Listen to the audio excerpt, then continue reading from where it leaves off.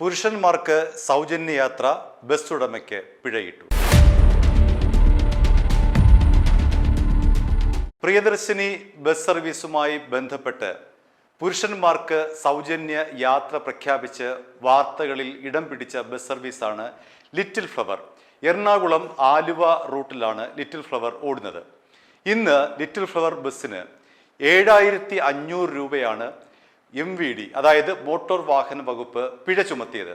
പുരുഷന്മാർക്ക് സൗജന്യമായി യാത്ര അനുവദിച്ചതിൻ്റെ പേരിലാണ് ഇത്തരമൊരു നടപടിക്ക് തങ്ങൾ വിധേയമായതെന്നാണ് ലിറ്റിൽ ഫ്ലവർ ഉടമകൾ പറയുന്നത്.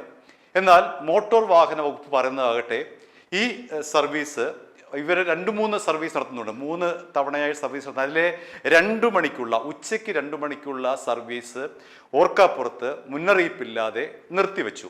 അതിൻ്റെ അടിസ്ഥാനത്തിൽ യാത്രക്കാർ ഓൺലൈൻ വഴി MVDക്ക് പരാതി നൽകി. ആ പരാതിയുടെ അടിസ്ഥാനത്തിലാണ് 7500 രൂപ പിഴയിട്ടതെന്നാണ് മോട്ടോർ വാഹന വകുപ്പിൻ്റെ വിശദീകരണം. എന്നാൽ ലിറ്റിൽ ഫ്ലവർ ബസ് ഉടമകൾ പറയുന്നത് അങ്ങനെയല്ല. കാരണം വലിയ തോതിലെ നഷ്ടമാണ് സ്വകാര്യ മേഖലയ്ക്ക് പ്രിയദർശിനി സൗജന്യ യാത്ര ഉണ്ടാക്കിയിരിക്കുന്നത്. അതിൻ്റെ ഭാഗമായി തങ്ങൾക്കും വലിയ തോതിലെ വരുമാന നഷ്ടമുണ്ടായിരിക്കുന്നു. ആ വരുമാന നഷ്ടത്തെ തുടർന്നാണ് ഈ 2:30-ക്കുള്ള MVD പറയുന്ന ഈ 2:30-ക്കുള്ള ബസ് സർവീസ് തങ്ങൾ നിർത്തിവെച്ചത്. പുരുഷന്മാർക്ക് സൗജന്യ യാത്ര തങ്ങൾ നൽകിയിട്ടുണ്ട്, ഇപ്പോഴും നൽകുന്നുണ്ട്. സ്ത്രീകൾക്ക് നൽകാമെങ്കിൽ തങ്ങൾക്കും പുരുഷന്മാർക്ക് നൽകാം എന്ന നിലപാടാണ് അന്നും ഇന്നും സ്വീകരിച്ചിട്ടുള്ളത് എന്നാണ് ലിറ്റിൽ ഫ്ലവർ ബസ് മാനേജ്മെന്റ് പറയുന്നത്. എന്നാൽ ഈ ഒരു വാദം MVD അംഗീകരിക്കുന്നില്ല. മാത്രമല്ല, പുരുഷന്മാർക്ക് ഇപ്പോഴും സൗജന്യ യാത്ര നൽകുന്നുണ്ട്. അങ്ങനെ സൗജന്യ യാത്ര നൽകിയത് വഴി വലിയ തോതിലെ നഷ്ടം തങ്ങൾക്കുണ്ടായി. അതിൻ്റെ ഭാഗമായിട്ടാണ് ഇത് 2:30-ക്കുള്ള ബസ് സർവീസ് തങ്ങൾ നിർത്തിവെക്കുന്ന വാദം, ലിറ്റിൽ ഫ്ലവറിൻ്റെ വാദം MVD അംഗീകരിച്ചിട്ടില്ല. അങ്ങനെ പുരുഷന്മാർക്ക് സൗജന്യ യാത്ര അനുവദിച്ചുകൊണ്ട് വലിയ തോതിൽ സോഷ്യൽ മീഡിയ പ്ലാറ്റ്ഫോമിലടക്കം വാർത്താ പ്രാധാന്യം നേടിയ ഒരു ബസ് സർവീസാണ് ഈ ലിറ്റിൽ ഫ്ലവർ എന്ന് പറയുന്നത്. എന്തു തന്നെയായാലും അവർക്ക് 7500 രൂപ ഇപ്പോൾ പിഴയിട്ടിരിക്കുന്നു. അതിനിടെ മറ്റൊരു പ്രധാനപ്പെട്ട കാര്യം കൂടി ഇന്ന് ഈ പ്രിയദർശിനി സൗജന്യ യാത്രയുമായി ബന്ധപ്പെട്ട് പറയേണ്ടതുണ്ട്. ഇന്ന് തൃശ്ശൂരിൽ 200 പ്രൈവറ്റ് ബസ്സുകൾ തങ്ങളുടെ സർവീസ് നിർത്തിവെച്ചിരിക്കുകയാണ്. ഒറ്റ ദിവസം കൊണ്ട് 200 സ്വകാര്യ ബസ് സർവീസ് നിർത്തിവെച്ചു. അതിൻ്റെ കാരണമായി ബസ് ഉടമകൾ പറയുന്നത് വലിയ നഷ്ടത്തിലാണ്. തങ്ങളെ സ്ഥിരമായി ആശ്രയിച്ചു കൊണ്ടിരുന്ന സ്ത്രീകളിൽ ബഹുഭൂരിപക്ഷം പേരും പ്രിയദർശിനി ബസ് സർവീസിലേക്ക് മാറിയതോടുകൂടി തങ്ങൾക്ക് ജീവനക്കാർക്ക് പണം നൽകാൻ, അവർക്ക് വേതനം നൽകാനുള്ള പണം തങ്ങൾക്ക് തികയുന്നില്ല, വലിയ നഷ്ടത്തിലാണ്. അതുകൊണ്ടാണ് ഈ 200 ബസ് സർവീസുകൾ നിർത്തുന്നത് എന്നാണ് തൃശ്ശൂരിലെ ബസ് ഉടമകൾ പറഞ്ഞിരിക്കുന്നത്. ഇനി കൂട്ടി വായിക്കേണ്ട മറ്റൊരു കാര്യം കൂടിയുണ്ട്. ഇന്ന് ഗതാഗത മന്ത്രി CP ജോൺ തിരുവനന്തപുരത്ത് വാർത്താ സമ്മേളനം വിളിച്ചു ചേർത്തു. അദ്ദേഹം പറയുന്നത് കേരളത്തിലാകെ 8000-ഓളം സ്വകാര്യ സർവീസുകളാണ് ഉള്ളത്. ഇതിൽ പല സർവീസുകളും ഈ പറയുന്ന പ്രിയദർശിനി ഈ സർവീസുകളെ ബാധിച്ചിട്ടില്ല. സ്വകാര്യ ബസ് ഉടമകൾ പറയുന്നത് പോലെ വലിയൊരു ആശങ്കയ്ക്കൊന്നും ഇടയില്ല.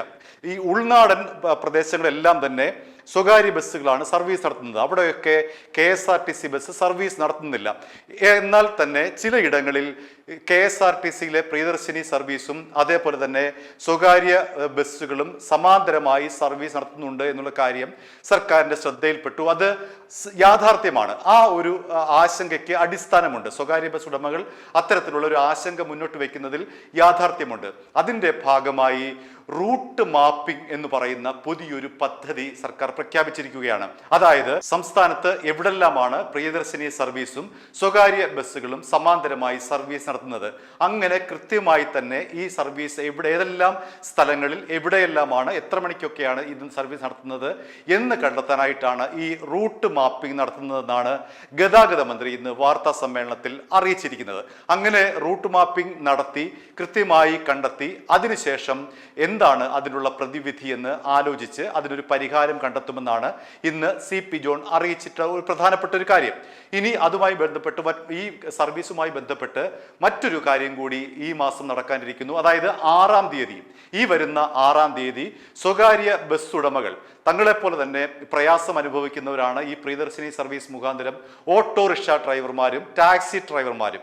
അപ്പോൾ അവരുടെ ഒരു സംയുക്ത യോഗം വിളിച്ചു ചേർത്തിരിക്കുകയാണ് ഈ 6-ാം തീയതി സ്വകാര്യ ബസ് ഉടമകളുടെ വിവിധ സംഘടനകൾ അങ്ങനെ സംയുക്തമായിട്ട് ഒരു യോഗം വിളിച്ചു ചേർത്തിട്ട് എത്ര രൂപയാണ് തങ്ങൾക്ക് നഷ്ടം വന്നിരിക്കുന്നത്, സർക്കാരിനോട് ഈ കാര്യങ്ങളെല്ലാം തന്നെ ഒരു നിവേദനമായി സമർപ്പിക്കാൻ തങ്ങളോടൊപ്പം തന്നെ സമാന്തരമായി നഷ്ടം നേരിടുന്ന ഓട്ടോറിക്ഷ മേഖലയും അതേപോലെ തന്നെ ടാക്സി മേഖലയും ഈ പ്രിയദർശിനി സർവീസ് മുഖാന്തരം അവരും ഈ സമാനമായ നിലയിൽ അവരും നഷ്ടം അനുഭവിക്കുന്നുണ്ട്. അപ്പോൾ അവരുടെ കൂടി യോഗം വിളിച്ചു ചേർത്തുകൊണ്ട് ഒരു പൊതുവായ ഒരു അഭിപ്രായം സ്വരൂപിച്ച് അതൊരു നിവേദനമായി സർക്കാരിന് നൽകുക എന്നുള്ളതാണ് സമരപരിപാടി വരാനിരിക്കുന്ന സമരപരിപാടികളുടെ ആദ്യത്തെ പ്രാഥമികമായിട്ടുള്ള ഒരു നടപടി. ആ നടപടിയുടെ ഭാഗമായിട്ട് 6-ാം തീയതി ഇത്തരമൊരു സംയുക്ത യോഗം ചേർന്നിട്ട് ഈ ഒരു ടാക്സി ഡ്രൈവർമാരുടെയും ഓട്ടോറിക്ഷ തൊഴിലാളികളുടെയും ഒക്കെ തന്നെ അഭിപ്രായം, അവരുടെ നഷ്ടം എത്രയാണ്, അവർക്ക് എന്തെല്ലാം ആഘാതങ്ങളാണ് ഈ പ്രിയദർശിനി സർവീസ് ഉണ്ടാക്കിയിരിക്കുന്നത് എന്നതിൻ്റെ പേരിലൊരു നിവേദനം CP ജോണിന് നൽകും, ഗതാഗത മന്ത്രിക്ക് നൽകും, മുഖ്യമന്ത്രിക്ക് അടക്കം അതിൻ്റെ കോപ്പികൾ നൽകും. അതിനുശേഷം ആണ് സമരപരിപാടികളിലേക്ക് കടക്കുക. കാരണം ഇപ്പോൾ തന്നെ വലിയ തോതിൽ സ്വകാര്യ ബസ് ഉടമകൾക്ക് നഷ്ടമാണ് സംഭവിക്കുന്നത്. പലപ്പോഴും ഈ സ്വകാര്യ ബസ് ജീവനക്കാരുടെ ശമ്പളത്തിൽ നിന്നടക്കം അവർ വരുമാനം കുറച്ചുകൊണ്ടാണ്, ഇപ്പോൾ 1000 രൂപ ലഭിക്കുന്ന ഒരു കണ്ടക്ടർക്ക് 400 രൂപയിലേക്ക് കുറച്ചുകൊണ്ടൊക്കെയാണ് ഈ ഒരു നഷ്ടം അവർ പരിഹരിക്കുന്നത് എന്നാണ് സ്വകാര്യ ബസ് ഉടമകൾ പറയുന്നത്. എന്തു തന്നെയായാലും ഈ വരുന്ന 6-ാം തീയതി സ്വകാര്യ ബസ് ഉടമ സംഘങ്ങളും ടാക്സി ഓട്ടോ മേഖലയിലെ തൊഴിലാളി സംഘടനകൾ ചേർന്നുകൊണ്ട് സംയുക്തമായി ഒരു യോഗം ചേരുന്നു. അതിനെ തുടർന്ന് നിവേദനം നൽകും. അതിനുശേഷം സർക്കാരിൻ്റെ ഭാഗത്ത് നിന്ന് കൃത്യമായ നടപടി ഉണ്ടായില്ലെങ്കിൽ സെക്രട്ടേറിയറ്റിന് മുന്നിൽ അനിശ്ചിതകാല സമരമടക്കമുള്ള വിവിധ സമര പരിപാടികൾ ആവിഷ്കരിക്കാനാണ് സ്വകാര്യ ബസ് ഉടമകളുടെ തീരുമാനം. ഇപ്പോൾ എന്തായാലും ബസ് ഉടമകൾ എല്ലാവരും തന്നെ പറയുന്നത് ഈ പ്രിയദർശിനി യാത്ര തങ്ങളെ വലിയ തോതിൽ വലച്ചിട്ടുണ്ട്, വലിയ തോതിൽ തങ്ങൾക്ക് നഷ്ടമുണ്ടാക്കുന്നുണ്ട്. അതുകൊണ്ട് പലയിടത്തും ഓർക്കാപ്പുറത്ത് സർവീസ് നിർത്തുന്നു. ഇന്ന് തൃശ്ശൂരിൽ 200 സർവീസ് നിർത്തിയത് വലിയ തോതിൽ യാത്രക്കാരെ ബാധിച്ചിട്ടുണ്ട് എന്നാണ് അറിയാൻ കഴിയുന്നത്. വരും ദിവസങ്ങളിൽ ഇത്തരത്തിലുള്ള മിന്നൽ സമരങ്ങൾ അല്ലെങ്കിൽ മിന്നൽ നടപടികൾ സ്വകാര്യ ബസ് ഉടമകളുടെ ഭാഗത്തു നിന്നുണ്ടായാൽ തീർച്ചയായും വലയുന്നത് യാത്രക്കാർ തന്നെയാണ്. നമ്മൾ സാധാരണക്കാരായ യാത്രക്കാർ തന്നെയാണ് ഈ KSRTCയുടെയും ഈ പ്രിയദർശിനിയുടെ പേരിലും അതേപോലെ സ്വകാര്യ ബസ് ഉടമകളുടെ പേരിലും വലയുന്നത് അക്ഷരാർത്ഥത്തിൽ സാധാരണക്കാരായ യാത്രക്കാരാണ് എന്നുള്ളതാണ് യാഥാർത്ഥ്യം. i2i News, an eye for truth. i2i News subscribe ചെയ്തിട്ടില്ലാത്തവർ ഇപ്പോൾ തന്നെ സബ്സ്ക്രൈബ് ചെയ്യുക. നോട്ടിഫിക്കേഷൻ ലഭിക്കുവാൻ ബെൽ ബട്ടണും അമർത്തുക.